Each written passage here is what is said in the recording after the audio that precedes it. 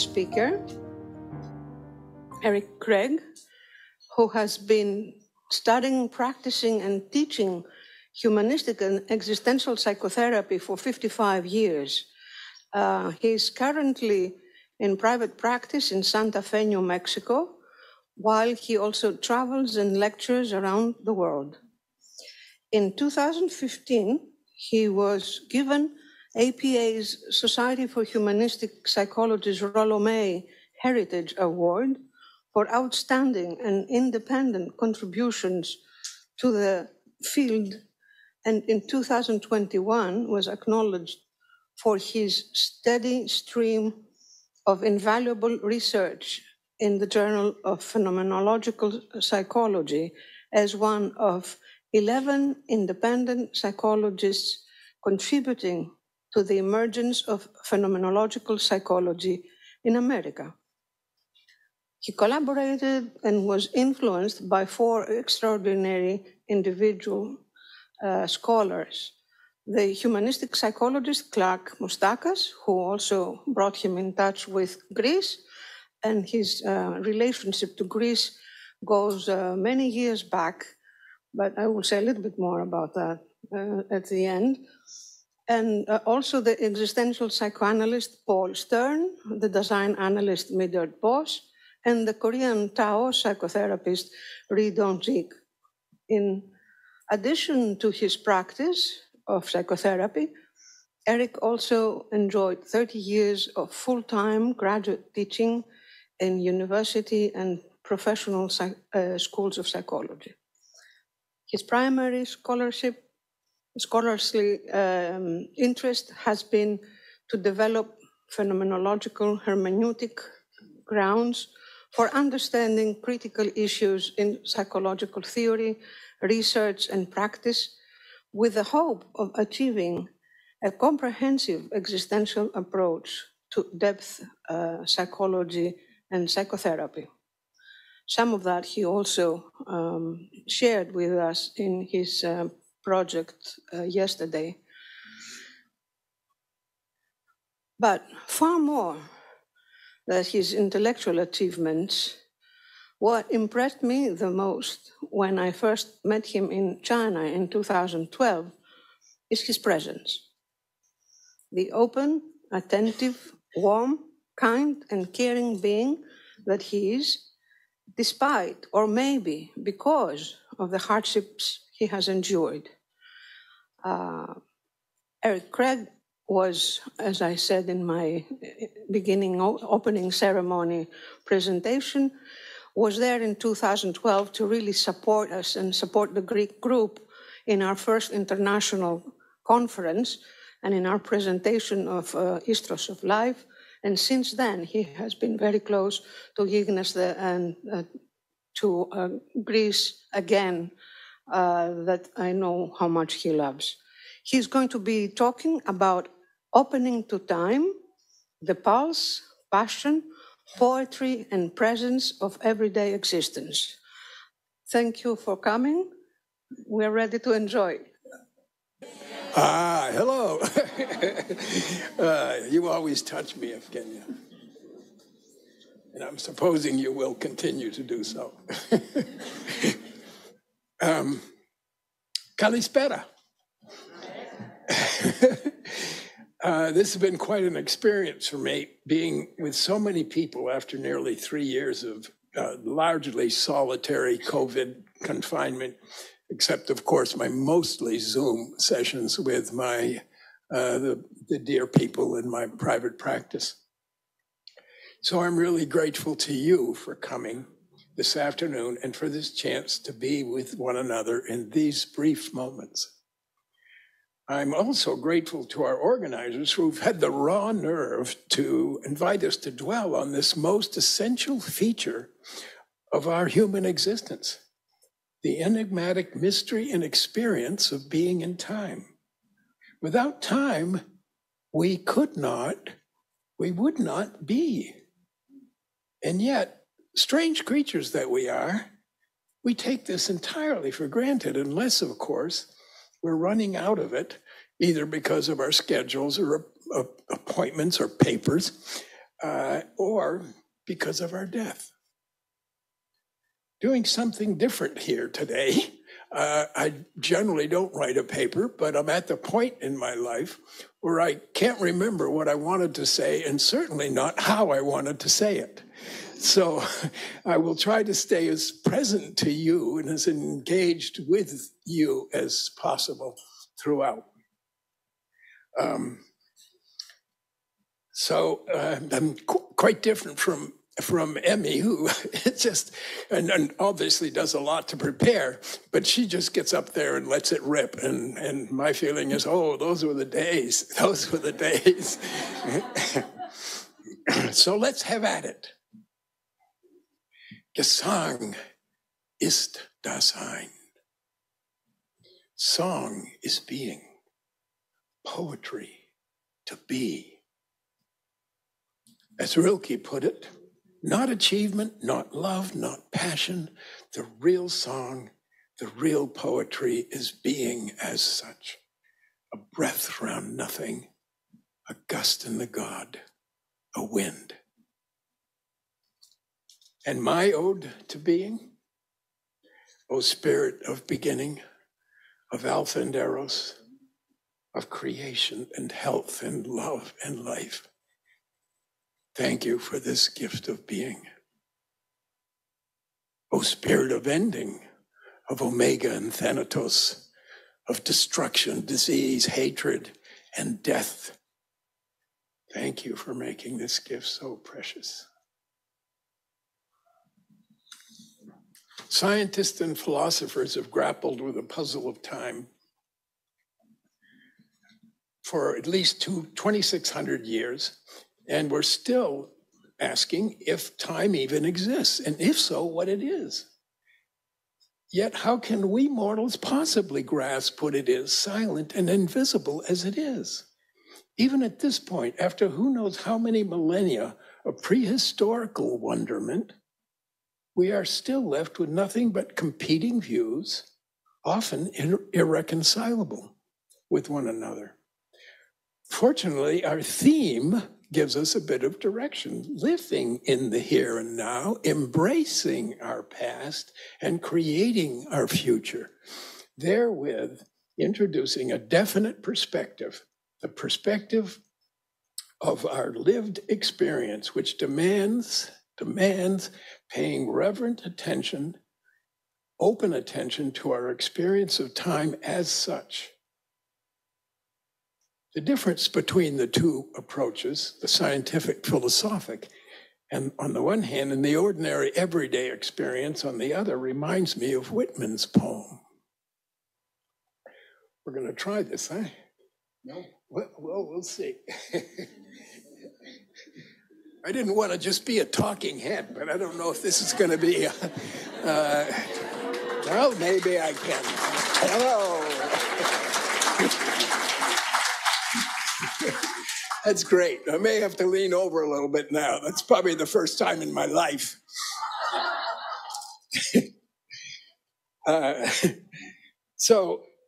Even at this point, after who knows, I already read that to you. You don't need to hear that. So this is the poem that this reminds me of, this difference between the scientific, philosophic, and the everyday.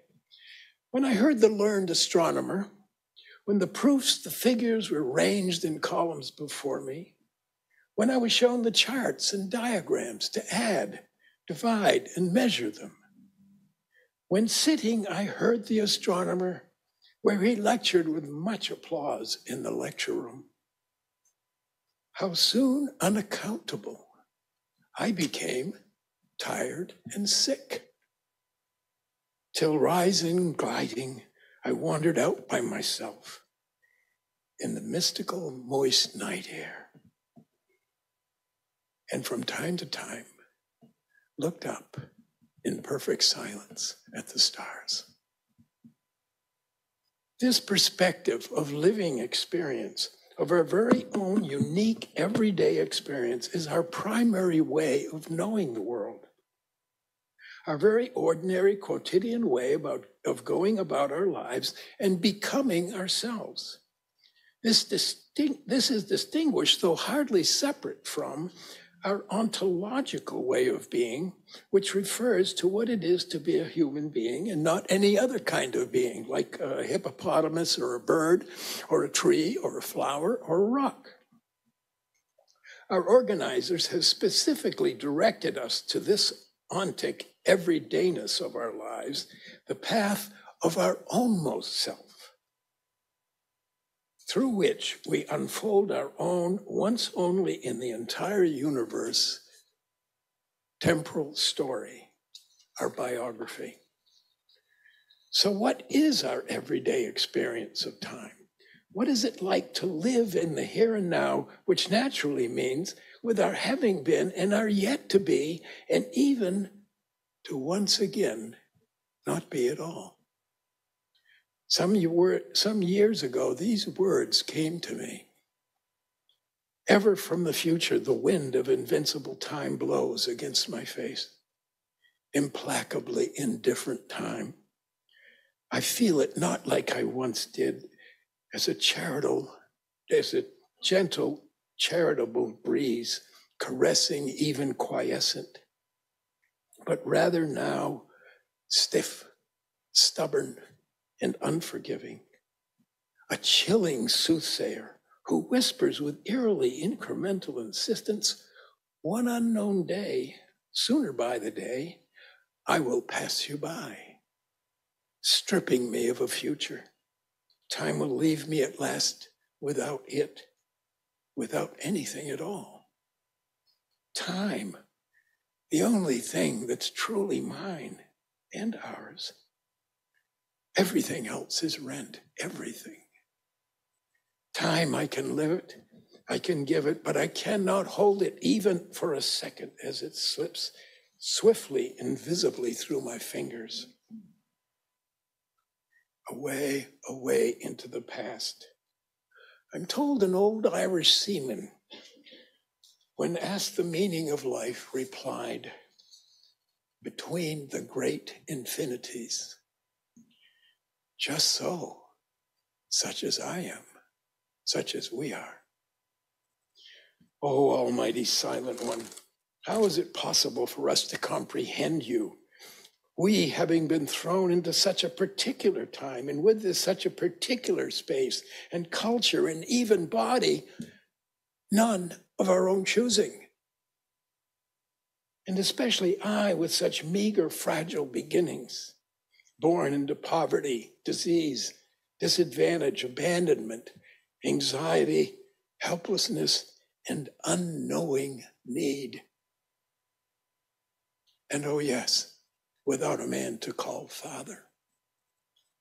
And now at the other extreme of my life, staring that uncertain certainty, death in the face, closer and closer each day, not yet close enough to feel its breath on my cheek, its wind in my bones, but almost.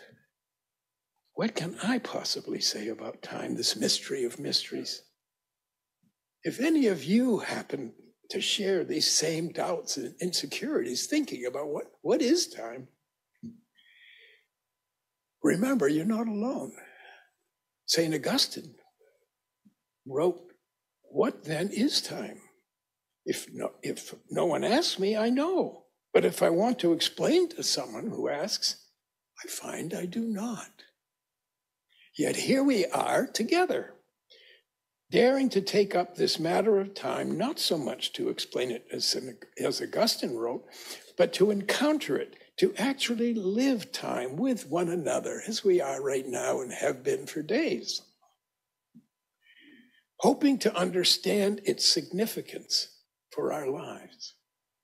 And again, we're not alone, for on this very soil, Greek philosophers ventured to do the same. Parmenides considered the cosmos a static, unchanging, eternal reality and time merely a human illusion, while his contemporary Heraclitus considered time imminently real, but forever in a state of flux, as he famously wrote, and was the inspiration for this conference, just as the river where I step is not the same and is, so am I as I am not. By the way, I think of Heraclitus as the Buddha of the West, with his emphasis on impermanence, unity, and logos. And also, you may not know this, but in China, the Greek word logos is translated Tao. So the first verse of the Gospel of John reads, "In the beginning was the Tao, and the Tao was with God, and the Tao was God." The Tao is the way of being. Of course, both Socrates and Plato also considered time, but it was Aristoteles whose conception of time had the greatest influence on our conventional understanding of it to this day. He categorized and divided time into three separate entities, past, present, and future, considering only one of the three, the present, to be real, since the past is no longer and the future has yet to be. According to Aristoteles, the present as such was an everlasting, perpetual event, appearing from the future and vanishing into the past in a single, eternally rolling instant. Only the present was real, eternal, albeit constantly changing, instantly coming into being and disappearing in one and the same moment. For Aristoteles, the challenge of time was measuring and marking chronological time, which has been both a blessing and a curse to us ever since. Although the measuring and stamping of time actually began with sundials and water clocks a dozen centuries before Aristotle, the steady march of technology replaced these ancient devices with the hourglass in the 8th century, and then the first modern clock invented by Peter Heinlein in 1511 CE. The march then continued to pocket and wristwatches, and finally today to our smartphones, which not only mark and measure time in the hundreds of seconds, but give us one another's images and voices, as well as a constant unfolding of events. It's as if we're walking around, bustling and hustling around every day with London's Big Ben, an IMAX projector, a copy of the New York and London Times, in our pockets, stuffed down in there all at once. And that's not even mentioning Tanea, the news here in Greece. With all this technology constantly dragging us out of our very being, how can we possibly grasp what this means for our daily living in the here and now, as our theme invites, and the true meaning of our own being in time? The measurement of time, this ancient intrusion on our technological life, has altered our experience as human beings. Even the Roman poet living in the 2nd and 3rd century BCE was already complaining about the dictatorship of measured time that he and his fellow citizens found in the sundials placed all over his cities. "The gods confound the man," he wrote, "who first found how to distinguish hours. Confound him too, who in this place set up a sundial to cut and hack my days so wretchedly into small portions. When I was a boy, my belly was my sundial. One more sure and truer and exact than any of them. This dial told me when 'twas proper for me to eat, for when it was proper for me to go to dinner. The town so full of these confounded sundials, the greatest part of its inhabitants, shrunk up with hunger, creep along the streets." But is this living primarily according to such measured chronological time our only option? In a thought-provoking work on the existential and ontological dimensions of time, the Canadian psychologist Steve Hine unfolds how both the 20th century Western philosopher Martin Heidegger and the 13th century Eastern sage Dogen thought not. Though living 7 centuries apart from one another, both thought our preoccupation with conventional measured time, mandated as it is by technology and culture, removes us from the genuine experience of what Heidegger called primordial time, and what Dogen called the truth of being time. They had concurred that conventional time was both real and useful, but argued that such calculated time was a derivative of primordial time, springing from it and yet at the same time concealing it. I've got a little note to myself here, which I'll share with you. I never expected to do this, but I said, my full name is Erik Craig.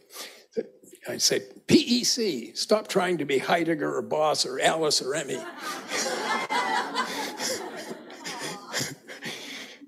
But what can this different sort of time be?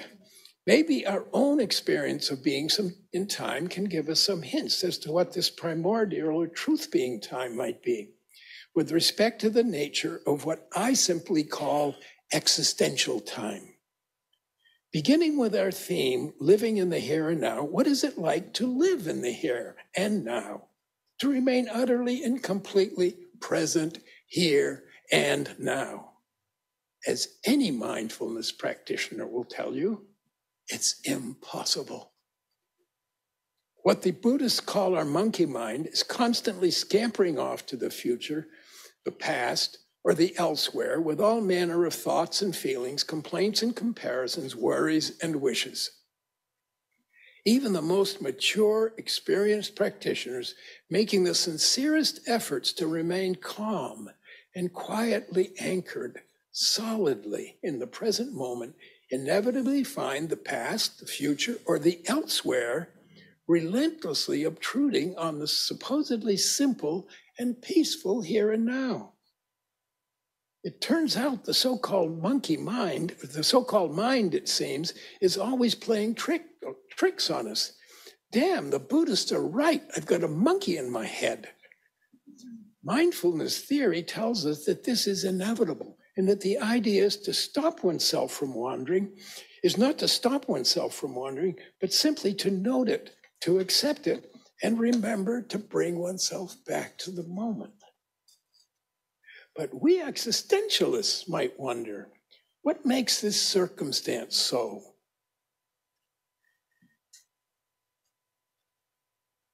Where was that? Oh, there it is. The first time I had seen it on the printed paper. It's been my computer for months now, by the way. I just finished it this afternoon.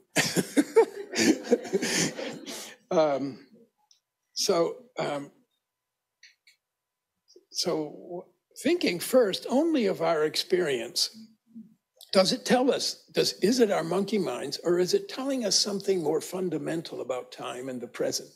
Thinking first only of our experience of the present, it turns out that even the present is not just a single moment in time. The American pragmatist William James called this spacious present in his 1890 classic Principles of Psychology. He called it a spacious present, with a bow and a stern, as it were, a rearward and forward-looking end. Husserl, who was our first systematic phenomenologist, eschewed calculative thinking and focused entirely on the experience of internal time consciousness. Yet, like James, he found our experience of the present moment does indeed have a kind of breadth, which he called extensity or spread. Husserl described it this way: every present moment of experience has necessarily a before as a limit and an after as a limit. And the so-called past of the present moment he called retention, and the future of the present, protension. But now let's return to the experience of our solitary meditator, who's making every effort to be in the here and now. What comes to her is not some analysis of the nature of the present moment, but suddenly she finds her present being occupied by a concern with something that happened earlier in the day or another day or a year ago or 4 or 40 years ago. Not just the past of the and then she brings herself back to her present moment. And it's not then she finds herself, her moment occupied again, not just by the maybe a similar moment of the of her life, but also perhaps with a concern for something that is about to happen, that hasn't yet happened. She finds her present again being hijacked by those same past moments, or just as easily now a future one, with the intentions or concerns or plans for the next hour or week or day or year or even 10 years. As a sincere meditator, she immediately considered this to be a distraction. An example of the so-called monkey mind messing with her, and she simply returns to the present over and over again. However, this phenomenology of the experience of mindfulness practice also turns out to be a remarkably accurate description of everyday existence in general, where throughout the day we find ourselves engaged here and now in our everyday projects and activities, and suddenly find our present awareness abruptly kidnapped by our past, our future, or our elsewhere. And I'm quite certain this is happening with many of you right now.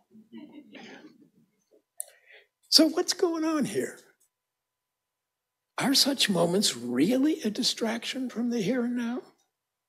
Why not rather an attraction, a call in our here and now from our very own existence, an appeal from our past or future or elsewhere, perhaps, for an example, to attend to something that's unfinished, incomplete, or resolved, or equally likely to something anticipated, promising, dreaded, or desired. Whether intended or not, it is, as I see it, most essentially an appeal for our attention, our understanding, and our love. Might I even suggest that you are actually still being present, but being present in the present, into and for the way you are, you have been, or the way you might yet want to be or have to be, with that still unknown standing there in front of you. Again, is this really a distraction, or are you being attracted, called in the present by your existence as a whole? Just for example, as when we were together yesterday, Yak suddenly, when he and I were talking, suddenly, here and now, being called by that precious moment from 2 days ago, where he found himself running unclocked in the streets of Greece, free, open, loving, with no purpose other than to just be where, how, and who he was. How he found and felt himself to be in that moment. So what have we learned here? Not only that our present moment contains, as Husserl put it, the past of the present moment, or retention, or the future of the present moment, or protension, but now also that there's no such thing as an isolated present at all. Rather, that our past and our future are as alive in the present as the present itself. In other words, every now is at once constituted not only by this moment of our being right here, but also by our having been and our yet to be. As Faulkner put it, the past is never dead. In fact, it's not even past. From Freud, we learned that the past exists in the person right now, said Abe Maslow, the founder of humanistic psychology. The past remains alive and present not only in memory, but in our bodies, in our relationships, in our moods, and in our feelings, our actions and reactions, our cares and concerns. Indeed, with our existence as a whole. Likewise, Heidegger, who considered the future to be the primary meaning of existentiality, showed us that we are in every moment, always, also having been as well as yet to be. And he said, as his term was, we are always ahead of ourselves in this present moment. Whether you're thinking about who you're going to have dinner with tonight, or whether you're thinking about how am I going to catch that flight, or whatever it is, these are present moments. The future comes alive in our moment because it is alive, it's there. So primordially speaking, our future too is already alive in our present. Our future, including the utmost moment of our very last breath, has always been and is now being born in our thoughts and feelings, our decisions and our actions, in our strivings and our plans, in our orientation and in our concern, our expectation, our imagination, and especially in our hope and in our love. Now, Heidegger put it this way. Understood existentially, birth is not and never is something past in the sense of something no longer present at hand, and death is just as far from having the being of something that is still outstanding, yet not present at hand, but coming along. Factical Dasein exists as both, exists as born, and as born, and as born, it is already dying in the sense of being towards its own death. Now, it so happens that a few years ago, I found myself destined through my unexpected relationship with Medard Boss, and before that, with his lifelong friend, Paul Stern, my first analyst, and then very dear friend, who died of cancer in 1982 at the age of 62. I found myself unexpectedly destined to studying Heidegger's work, and to the point that 3 of the books are falling into pieces now.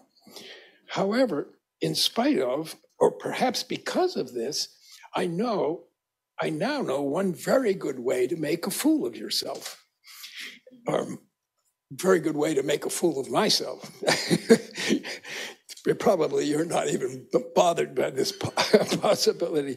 I know one very good way to make a fool of yourself. That is to imagine, or worse, to pretend that I'm a Heideggerian and know what the hell he was talking about. I don't know if you know the apocryphal story about Heidegger, but as it turned out, a hippopotamus and Heidegger both showed up at St. Peter's Gate at the same time, late one evening. An exhausted St. Peter looked quite apologetically at them and said, "It has just been such a long and busy day, and unfortunately, we've only got room for one of you. So since you've just finished your time on Earth, I'd like to ask each of you to say what this has meant to you, and the one with the best reply will get in." Heidegger begins. Time is not an entity at all. It is not, but it temporalizes itself. Time must be brought to light and genuinely conceived and explicated primordially as the horizon for the understanding of being in terms of temporality as the being of Dasein, which understands being. St. Peter gently raised his hand. He took a deep breath, looked over at the hippopotamus, and he said, "Hippo, it's your lucky day."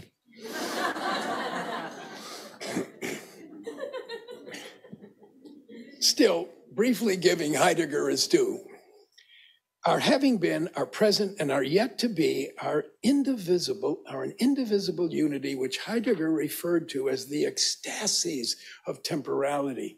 We exist as an ecstatic temporal unity. Over and over again, we find our present spontaneously extending itself out toward the past and future, or to put it another way, finding both the past and future opening up within our present, and not in any linear way, but in a perpetually unfolding circle of experience.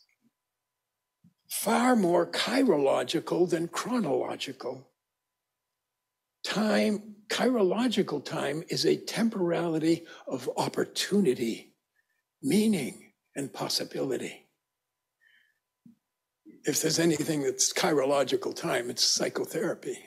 That hour, an hour of opportunity, meaning, possibility. If our intention is to be present, then it is to take advantage of the opportunity to open possibilities for being through the creation and discovery of yet unseen, unrealized meaning. In other words, chirological time is timely. As Heidegger puts it, we're always temporally stretched out between the extremes of our own lives, our having been born and our yet to be realized death. We live our lives, as Heidegger put it, in time, which we ourselves are. I don't know, and I've looked through all 5 of Heidegger's books on time, by the way, to find the line, Dasein ist Zeit. The human being is time. But this is what he meant. In time that we ourselves are. And this is our time and belongs to us. And it is our choice what to do with it and how to live it. A few words here on therapeutic presence. I'm leaving the world of academe and just speaking about the moment of psychotherapy, the hour that we have, which is a kind of spacious presence. I don't, William James measured it to 5 to 12 seconds. Well, our present is a little more. This is a present hour here, and then we have a present day, and sometimes we have a present year. But the present, those are very sort of everyday, commonplace uses of the word present. But really, we're speaking about being present for some kind of spacious presence. And a few words on that. This is what I think about the presence. Single-minded openness to the other, offering the maximal possible extent of safety and freedom for the other to unfold. The two most things of my first article was called Psychotherapy or Sanctuary and Presence, that those are the two critical things that a therapist brings to the therapeutic hour. Hopefully always those two things, sanctuary and presence.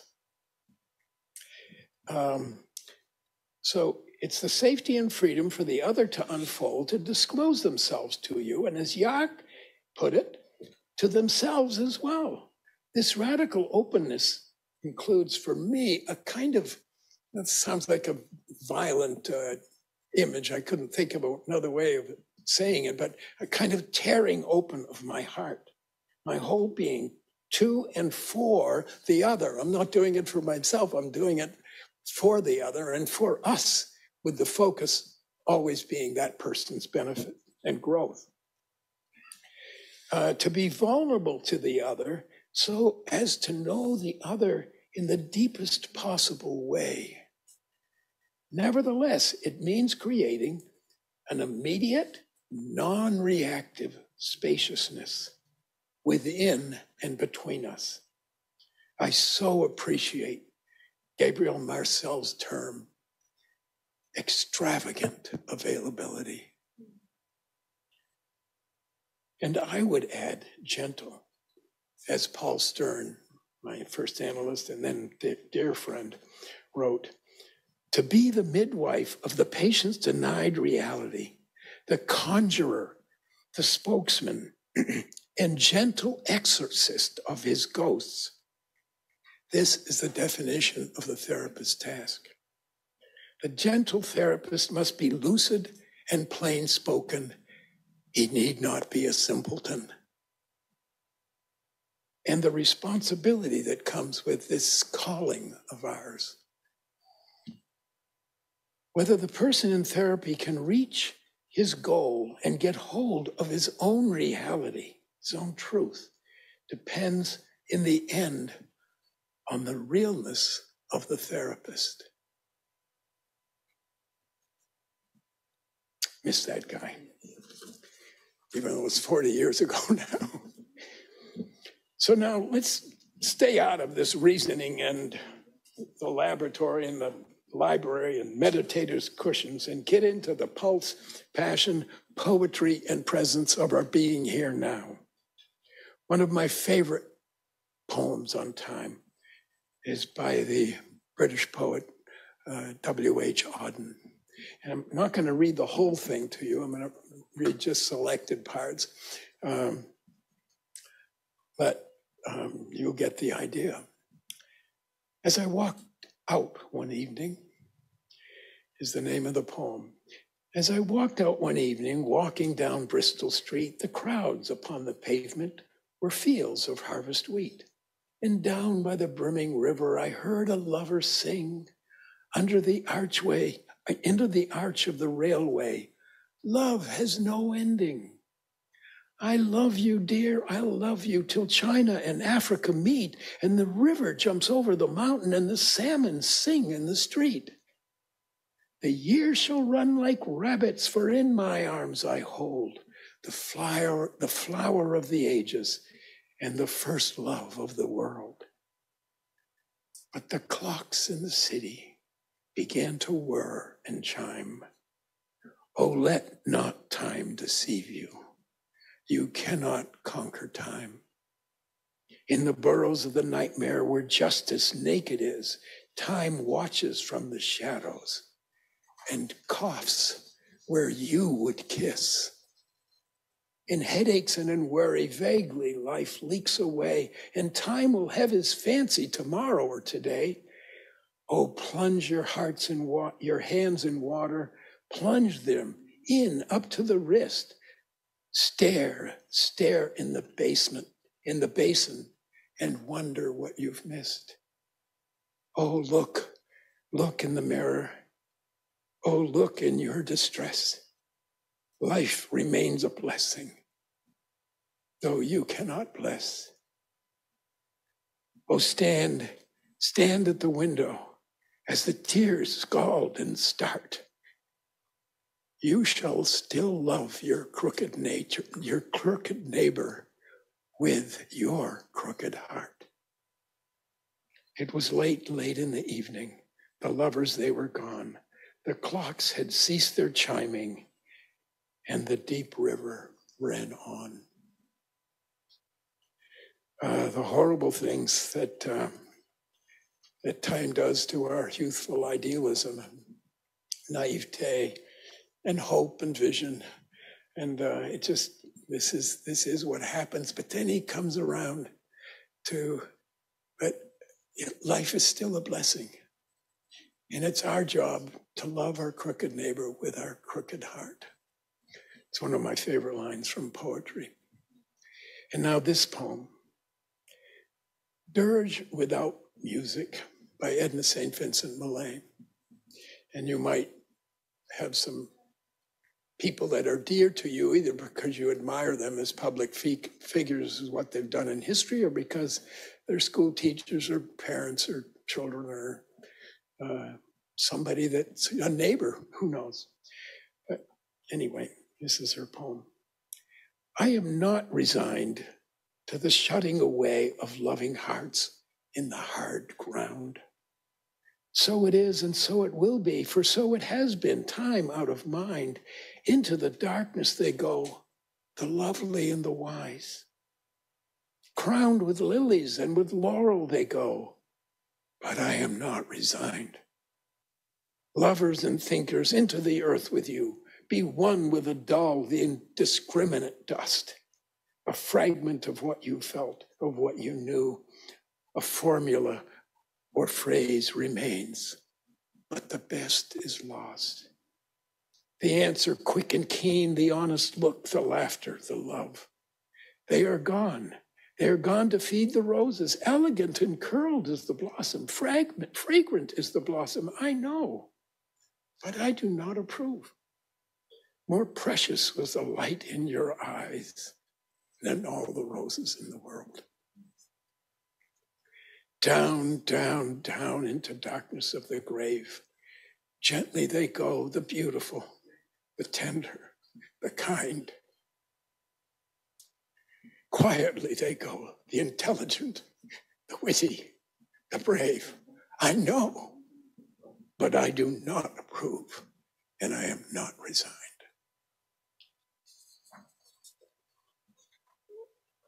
And this is from, again, from Rilke. The ninth elegy, again, I've just taken sections of it. Why do we treasure so highly our moment of being that flutters away like leaves of a laurel, darker than all surrounding green, and little waves on every leaf, laughter of wind? Oh, why must we so mortal, avoiding destiny, sigh after destiny? Not because happiness is true, that unearned profit of certain loss, not from curiosity, or to temper the heart that still could live in the laurel, but simply because life to live is important, and we are needed by all this here and now. These ephemera that oddly concern us, we most ephemeral. Once for everything, once only. Once no more, and we too, once, and never again. But this having been once only, here on the earth, can it ever again be no more?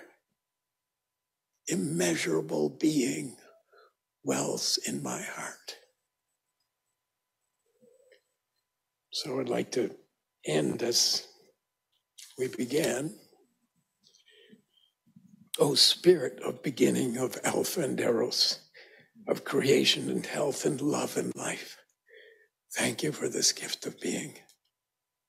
O spirit of ending, of Omega and Thanatos, of destruction, disease, hatred, and death, thank you for making this gift so precious. Gesang is Dasein. Song is being. Poetry, to be.